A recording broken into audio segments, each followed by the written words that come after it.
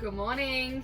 We're installing something very exciting today. We already have a watermaker, as you guys know if you watch our channel over the years, and over the last 4 years we've had a little bit of trouble with it. It's been working, but it is pretty unreliable, and when you're about to cross the Pacific Ocean, it is one of the most important things that you can have. Obviously we don't want to be running out of water mid-crossing with 4 crew on board and you have to ration the rest of your water just for drinking. So we bit the bullet and decided that we would get a new water maker, and we really wanted to work with Seawater Pro because they are one of the best water makers that you can buy. We really love that they're super affordable as well. Our water maker that we currently have is a desalator, and they set you back about 10 to 15 grand, which is a huge chunk of money. So the one that we purchased was around the $4,000 mark, which is a much more affordable price. Another thing that we really loved about Seawater Pro is they are high production water makers, or they have high production water makers. You obviously can choose what you want to have.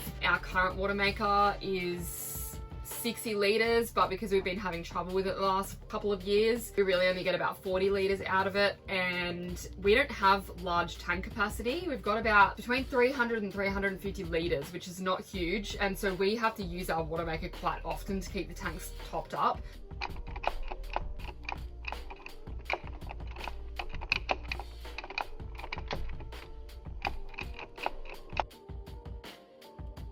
Some people are lucky and they have like 700 to 1,000 litres of water capacity. And so we really wanted something that we could use often, but not have to use it for a long period of time. So we could use this for half an hour to an hour every day and be able to constantly have showers, wash dishes, do our laundry and everything like that. So we're so excited to have like a high water production. So when you purchase this from Seawater Pro, you'll get your motor, your membrane or membranes. We've got 2 membranes. And then you'll get a box with all of your goodies for installing the water maker. It comes with a really good manual that explains how to look after the water maker, how to install it, and I've even got like handy videos with QR codes that you can watch, which is really cool. They make it really simple in plain English to be able to install it yourself. Yeah, let's get into it. Before we get into the install, we wanted to give you a bit of an exclusive look inside Seawater Pro's warehouse in Fort Lauderdale. We actually visited a few weeks ago before buying our water maker, and honestly, it was pretty fascinating. It's going to be a system that's either portable or modular, depending on what you want to do with it. You basically hook the membranes right into the motor and pump. Yep. And that's it. It's pre-wired, ready to go. Wow. Even we try to eliminate all of the tools. So like even the pressure regulator, all the high pressure hoses are just Wow, small. that's really cool. So that way you're not, messing with tools. One thing that really stood out to us was how many of their parts they manufacture in-house. It's not just assembly, they're actually producing a lot of the core components themselves. And that's a big deal because it means they've got way more control over quality, consistency, and how everything fits together. Oh, okay, awesome. It also makes troubleshooting and support a lot easier because they know every part of the system inside out. Another thing that we loved is that a lot of their components are designed around standard sizing. So if you're somewhere remote and need a replacement, there's a good chance you can find something compatible at a local hardware store to get you by. When you're cruising, that kind of practicality makes a huge difference. It definitely gave us a lot more confidence in choosing their system. The first step was assembling some of the water maker components to see how everything would fit in the space. The other difference with the Seawater Pro setup that we have is it has a 5 micron and a 20 micron filter. Our current system only has the 5 micron filter, and that obviously helps to remove extra debris out of the water.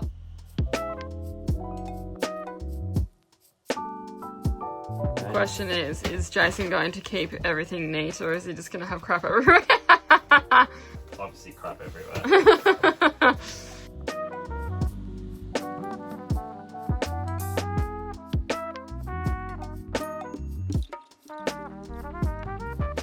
Probably should use a screwdriver and not a drill.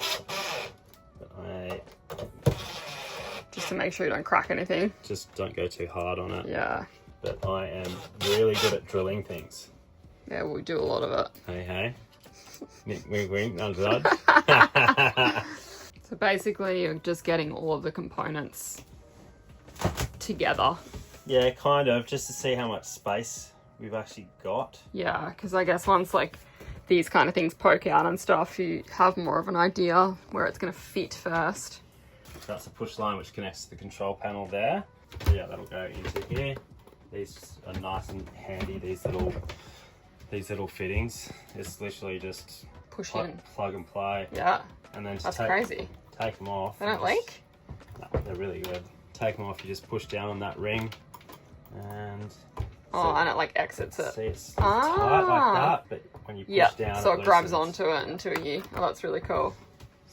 Yeah, that's a great concept. How cool is this, guys? I get excited over the smallest things, but they give you a little TDS reader with your package, which is great. This actually tests the parts per million, so basically the salt content in the water that you're producing, so that you can make sure it is safe for drinking.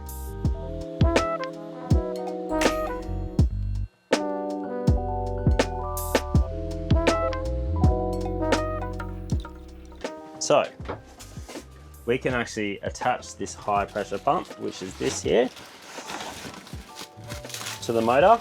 It's already got the oil inside already, but what you have to do is line up the key, which is this section here, to the key in here. Very, very simple, and then just tighten your 4 bolts, just like that. And then just bolt it on.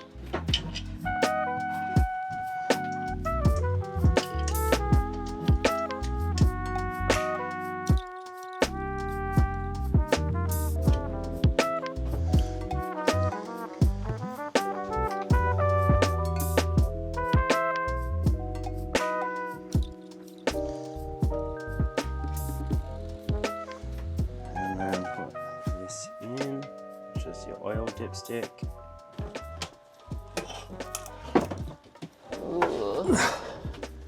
Nasty. Alright, that's the old one out. Look at that salt underneath there. Not gonna lie, it was pretty satisfying finally cleaning underneath that old watermaker pump. Actually fits a lot better than I expected. Yeah, but we don't want it touching that either. What about if you do it that way? But I think that's enough room for the membranes here anyway.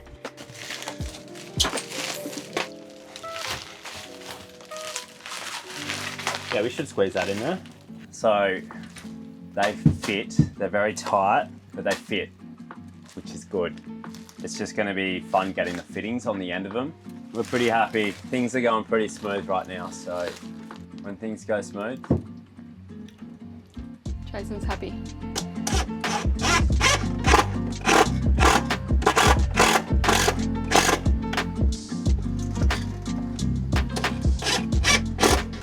The watermaker motor's going here. We're going to have to hook up the wiring before we install the membrane, so that is going to be my next job now. And to do the wiring, we may have to drill out another whole section for this as we're putting the membranes through here. Jason, look at Noah. What are you doing? What's going on with that foot?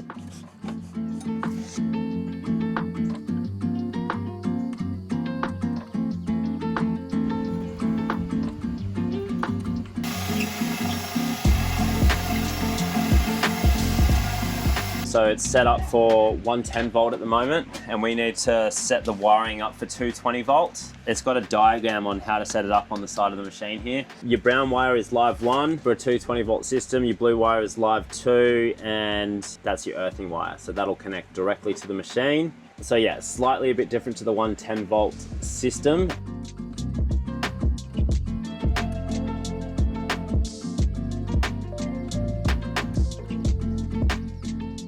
We are kind of having to take the whole boat apart for this because it's just, everything's going to be so tight.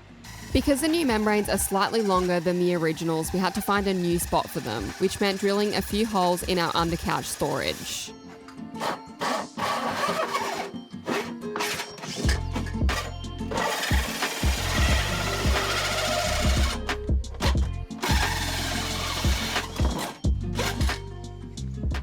So the green wire is your earthing wire, for 220 volt.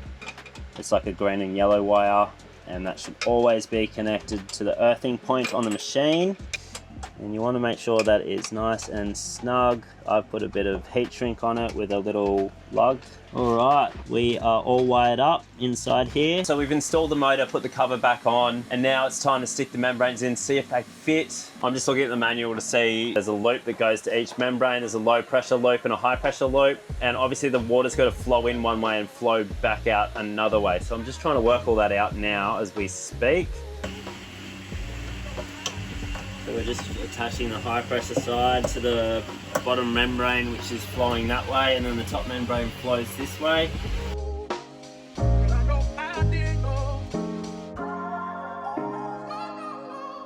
Installing the membranes was a bit of a tight squeeze since we didn't fully account for the hoses, so definitely make sure you measure everything properly. We saw in the manual that you can actually get space-saving hoses, special ones that you can order.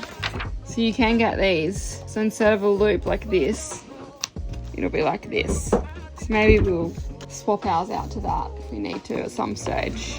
Getting pretty close now. Just looking at the control panel itself, working where everything goes. So you got your brine, which is your saltwater discharge.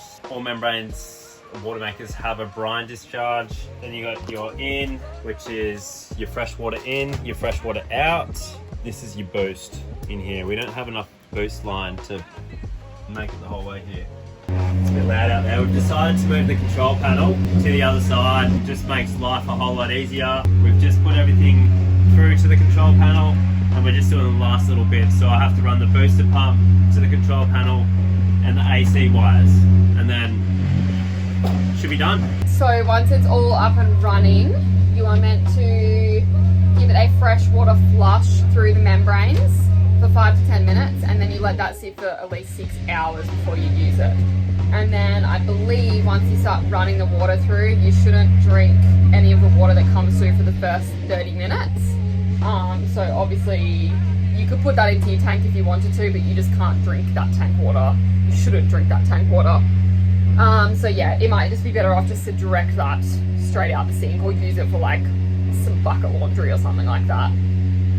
Yeah, so each time, so if you set up your new water maker or you change your membranes, apparently that's what you're meant to do. I read that in the manual and we did not know that. So I know that you are meant to obviously flush pickling solution out, but I didn't think it would be 30 minutes. So that's quite good to know. Yeah, we're getting there.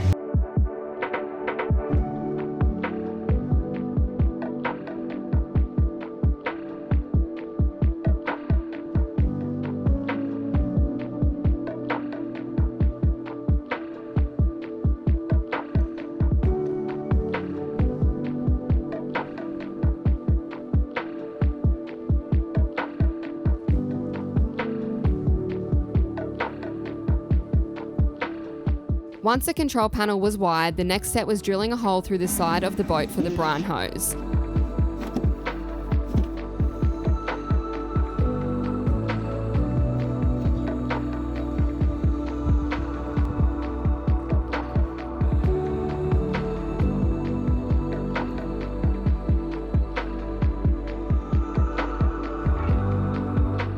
Then it was finally time to flush fresh water through the membranes. And then I guess because it's the afternoon now, the membranes will get a good soak in, because we will just wait till tomorrow to run the water maker, I'd say, hey, because otherwise it'll be like 8 o'clock at night or later, 9, 10 o'clock at night by then. So yeah, probably not a bad thing. So we're just going to turn it on. I guess you put a timer on. Yep, it's going through. Hey Siri, timer for 5 minutes. I was just saying to Janae, I've done a pretty neat job. It's quite a nice run. You got the carbon filter just under here, pre-filters here, membranes here, motor there, control panel there. It's a neat setup. What do you reckon? Just got to clean up all the wiring and obviously make a control panel, but... The box for the control panel. Yeah.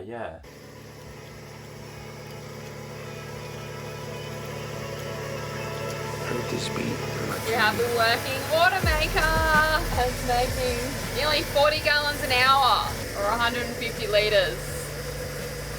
That's insane. I'm so excited to be able to do laundry and have showers. That flow is crazy. It's like the sink can't even get rid of it fast enough. It's obviously quite loud at the moment because we have all of this undone, so there's no like insulation against the sound. Just make some water, baby. Yeah, buddy. Bulk water. We're gonna fill up 2 tanks in an hour. Oh, yeah. Maybe not that quick. 2 hours.